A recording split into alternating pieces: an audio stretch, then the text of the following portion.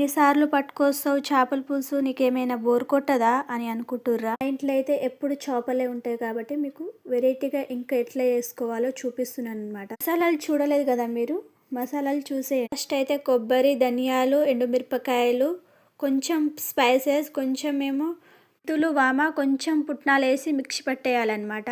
కడాయిలో 2 table spoon oil వేసి కొంచెం వామేసి తర్వాత ఉల్లిపాయలు, కరివేపాకు, పచ్చిమిరపకాయలు అయితే యాడ్ చేసేయాలి. దాంట్లో కొంచెం మగ్గినాక పసుపు, అల్లం వెల్లిపాయల పేస్ట్ అయితే వేసేయాలన్నమాట. తర్వాత టమాటాలు అయితే వేసేయాలన్నమాట. టమాటాలు వేసినాక కొంచెం సేపు మగ్గాలన్నమాట. మగ్గిన తర్వాత అయితే 2 టేబుల్ స్పూన్ కారం వేయాలి. కారం ఎక్కువ మనం స్పైసెస్ లో యాడ్ చేసినాం కదా. తర్వాత మిక్సీ పట్టిన మసాలాలు ఉన్నాయి కదా, అవి కూడా వేసేసి కాసేపు అయితే మగ్గనివ్వాలి. మసాలాలన్నీ మగ్గిన తర్వాత గ్లాస్ వాటర్ వేసి కాసేపు ఒక 2 మినిట్స్ అయితే మగ్గాలన్నమాట.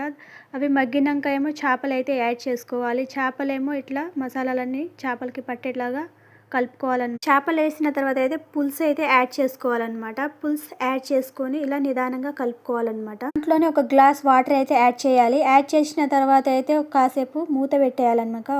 10 మినిట్స్ అయితే మూత పెట్టిన తర్వాత ఇట్లా కలుపుకోవాలన్నమాట. తర్వాత ఇంకా 5 మినిట్స్ అయితే కుక్ అవ్వాలి. అయిన తర్వాత అయితే లాస్ట్ కి కొత్తిమీర చల్లుకుంటే చేపల పులుసు రెడీ అయితే. వీడియోకి మీకు నచ్చిందా? నచ్చితే లైక్ చేయండి.